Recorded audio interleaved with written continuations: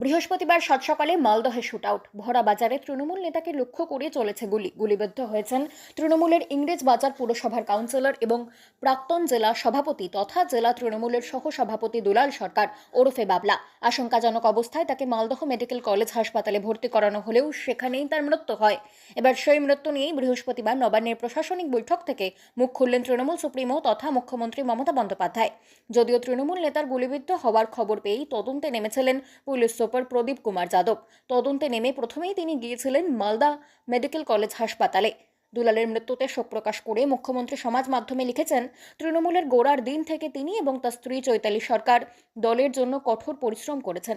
বাবলা councillor হিসেবেও নির্বাচিত হয়েছেন। এই ঘটনার কথা জেনে আমি দুঃখিত এবং হতবাক। অপরাধীদের দ্রুততার সঙ্গে ধরা উচিত। পরে তিনি প্রশাসনিক বৈঠক থেকে পুলিশের গাফিলতির অভিযোগ তুলে বলেছেন, অবশ্যই পুলিশের গাফিলতিতেই মৃত্যু হয়েছে তার। ওর ওপর আগেও আক্রমণ করা হয়েছিল। আগে নিরাপত্তা পেত, পরে সেটি তুলে নেওয়া হয়। রাজ্যের দুই মন্ত্রী ফিরাদ হাকিম এবং সাবিনা ইয়াসমিনকে মালদহে যাওয়ার নির্দেশ দিয়েছেন মুখ্যমন্ত্রী।